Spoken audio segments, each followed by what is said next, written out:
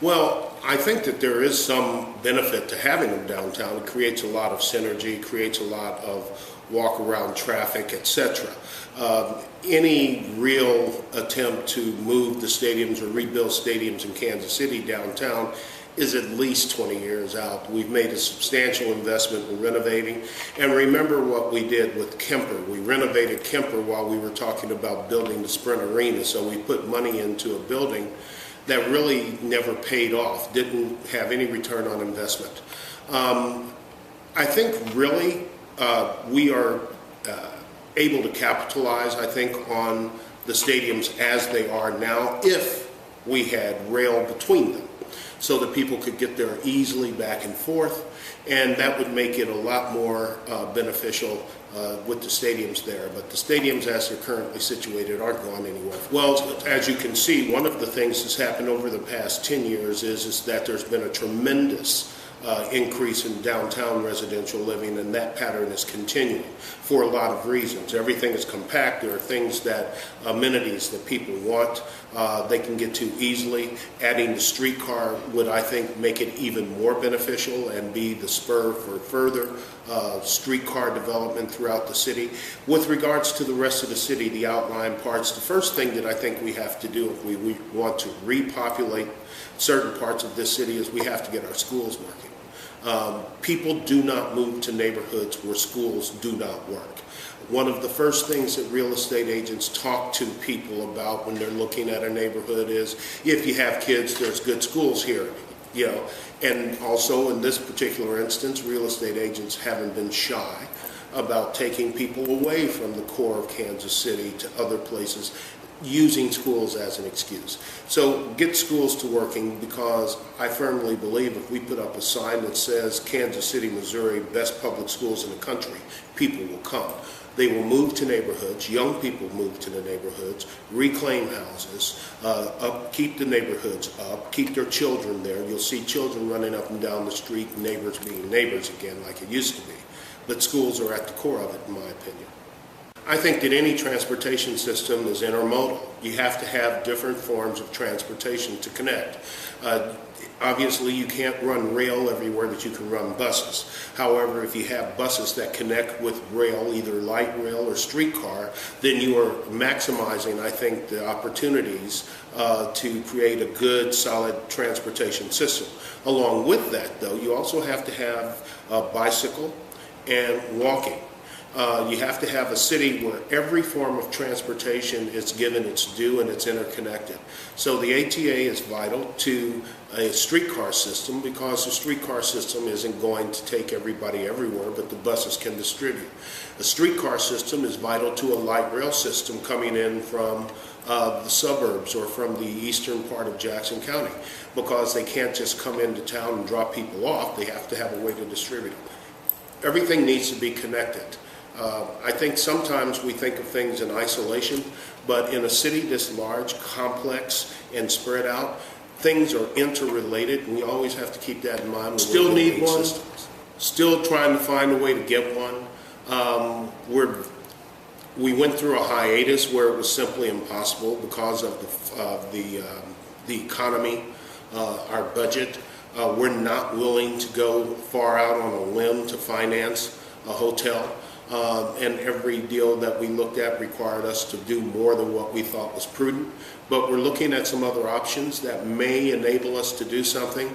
It is absolutely true, and particularly after talking to people at the All-Star Game, other convention planners who were in because of the All-Star Game, that we need a convention hotel.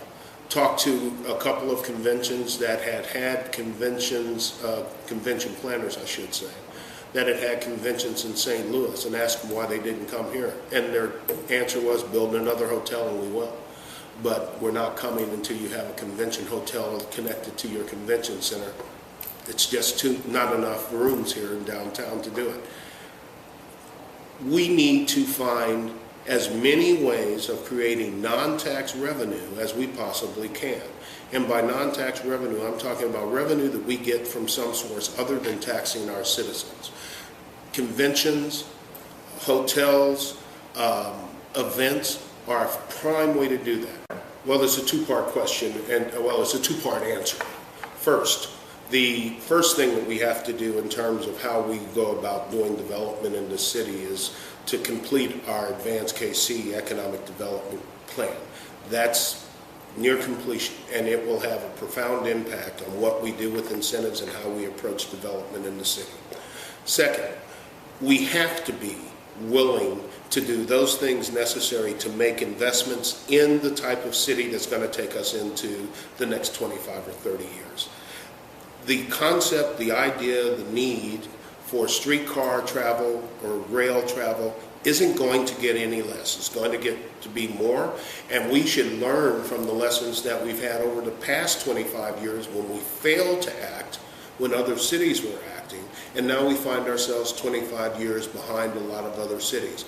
And if you look at those cities that have made that investment, they have all prospered as a direct result. It's not just Portland, it's not just Seattle. Look at Denver, Minneapolis, all sorts of cities our size and type, well, they're bigger than us and growing, have made that investment that we failed to make. It's absolutely vital that we catch up, or at least start laying rail and start laying plans to catch up. First, when we made the announcement about $1 billion, we ultimately cut that back to $500 million over 7 years because we found from financial planning aspect, doing it that way, we would be adding on debt at about the same rate as we were lowering debt, so it wouldn't have an impact on our bond rating, and it'd be much easier in terms of the property taxes that would be needed to support it. Bottom line is simply this: the people of this city have to start making some decisions. You know, I can sell it, I can go out and talk about it, I can explain the need. But unless the people of this city truly understand that if we do not start making those types of investment in our infrastructure, it's going to crumble. It's just that simple. Prime example of infrastructure that wasn't properly cared for was the bridge that collapsed in Minneapolis. You know, we can't continue to ignore those types of things and expect it just to, be safe. So we have over 6,000 miles of roadway. We have 3,000 miles of pipe, more than that actually, of pipe. We had a pipe that busted, broke on 10th Street downtown a few weeks back. The age of that pipe, the date stamp on that pipe was 1896, okay? I don't care where you are, at some point in time, pipe breaks. And when it's that old, it's going to break, particularly in weather like this where it's hot and the ground is constantly heating and moving and causing the pipes to stress. I got a tweet from somebody last night that said, when are we going to stop patching and start doing something with our water pipes? And I said, when people are ready to. It is a zero-sum game, and it is often a needless expenditure of scarce resources. However, we cannot unilaterally disarm. We can't just say, you know what, we're not going to play, come take our businesses and go.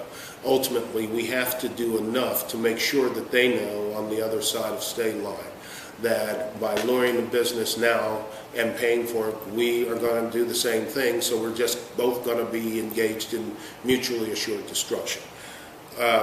It's not really the mayors of the various cities and municipalities. It's really the state government of Kansas and their Department of Economic Development using the PEAK program. I met with Governor Brownback, asked if there wasn't some way that we could find a way to collaborate, cut it out, at least not lure people from, within a certain sector or range of miles around the two cities because it was destructive, and got a rather resounding no. So under the circumstances, I'm not exactly sure what to do. I think at some point it's going to become self-evident that this is a silly game on some levels. On the other hand, like I say, we can't unilaterally disarm. So it will continue until cooler, calmer, smarter heads prevail. I supported the legislation in Missouri. I was very much in favor of it and supportive of it. As you saw, it had zero traction in Kansas. So I guess the only way to do it is to show them that they'll be hurt worse then they will be benefited by continuing. And then when it becomes obvious that it's in their best interest to stop, then maybe they will. The other thing too is I'd like to find a way to get the mayors and county leaders of Kansas to simply agree with me that we won't use our city incentives. You know, if the state wants to do their thing, that's fine, but if we can have an agreement not to use our city incentives, then maybe that would slow it down. I'm not sure that's going to happen. I think downtown is missing more residential, more retail. We need, I think, a major retail outlet like a Macy's, a Nordstrom's, something like that that will attract people into shopping. When you think about it, the largest retail outlet store like a Macy's is north of the river, I think up in Zona Rosa. There's nothing like that really, and I'm not counting halls. There's nothing like that really until you get out to Town Center Plaza. There's nothing on the plaza. There's nothing in Midtown. You know, I think that would be something that would really anchor it. But we need more retail, and we need, with no offense to Power and Light, we need more mom and pops in the downtown area where you can stop in and get nothing but roasted chicken or a taco stand or whatever. I kind of like the San Francisco model where along a block you'll have 5 different little places, no bigger than this office, all of which serve one thing, but they're always packed. Or the Seattle concept where every building, regardless of its primary use, has retail on the ground level so that every place is a place for somebody to shop. If we get more retail in and build a neighborhood, we're great. We've already made, we're about to make one giant leap towards establishing downtown as a legitimate neighborhood, and that's the fact that there's going to be a school that opens this fall. You don't open schools. I actually think that it's really a beautiful project. The real question is going to be timing and finance. You know, there's so many things that need to be done. I think that when I've seen the renderings of it, it's beautiful. I mean, it really would add something. It might be a situation where if you have a hotel built adjacent to the loop, you deck one area, one part of it, and you build that crossover between the north side and the south side of the loop. When you do that, it probably will spread, but I also think that there's going to be an opportunity to build more housing along that road, along that loop area that will change that whole skyline. Ultimately, I think it's going to happen. It's really a matter of when.